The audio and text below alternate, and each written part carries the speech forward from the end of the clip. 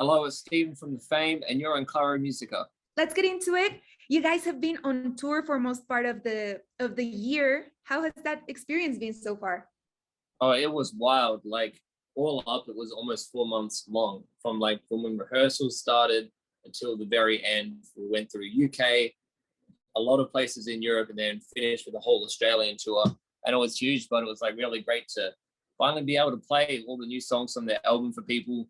We actually wrote a bunch of the songs apart. So the first time we ever played them together was right before that tour. True. Hey, and after all this time you guys have spent like not being apart, not even for a second, what do you guys learn about each other? Like, what would you say is the number one do and number one don't in order to survive 4 months of nonstop touring with the Fame? I think that the number one thing that you can do is just like look out for the other guys. Like if you can help make everyone else's life a little easier, even if it's just by like shouting food or anything, like just or if it means like leaving someone's space or something like that, then that's definitely the good thing. One thing. Yeah, maybe the number one don't is like don't disturb people's sleep.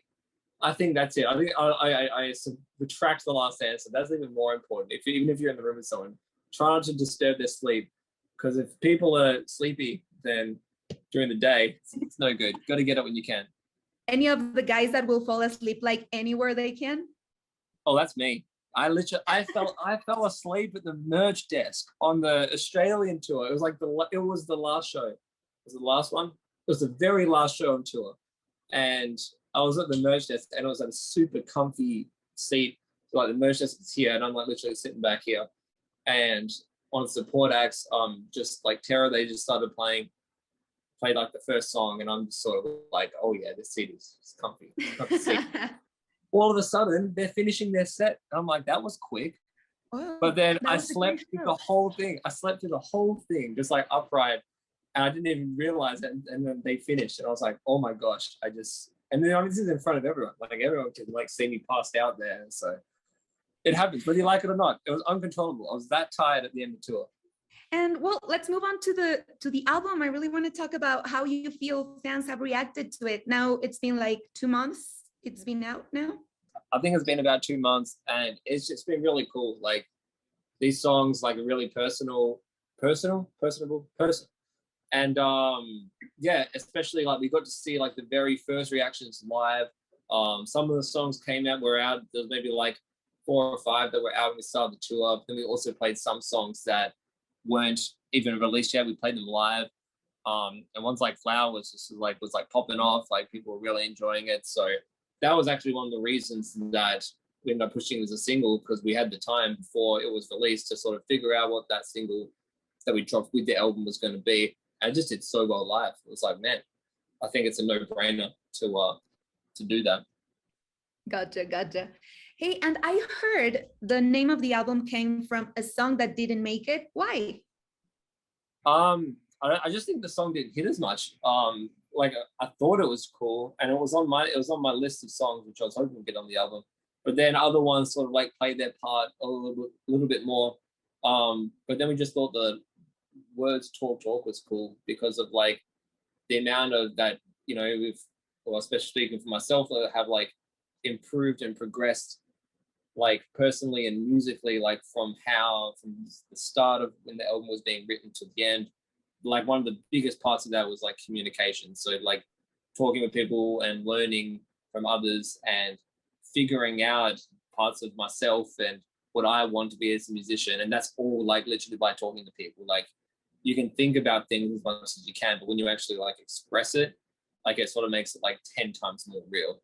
And so that's why like those words like really stuck out. Gotcha.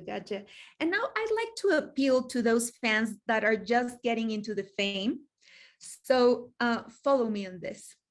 If you had to give me 3 songs of yours to like give me an example of what your evolution has been as a band, which 3 songs from different eras of the band would you like me to listen to? Interesting. Okie dokes. Mm-hmm. I would say that like from the very first era of the Fame, I would say Make Believe is a good one to start off with. Like Make Believe is very reminiscent of our writing even before the Fame. That was like, I think that was like the very first song that we released as the Fame that was like just written by us. So that one's very representative of sort of like where we started with our songwriting. Second one in the middle is a good one. It's in a State of Mind. That's one of the ones that's more like not as much single like off the album, but definitely showcases like a lot of musicality.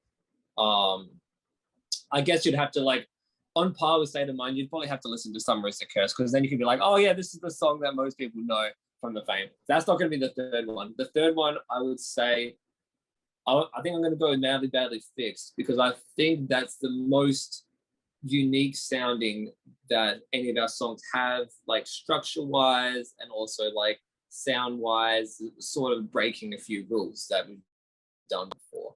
And tell me something, is there any relation between the Fame and Latin music? Is there somebody in your radar or something culture-wise that you find appealing from Latin America?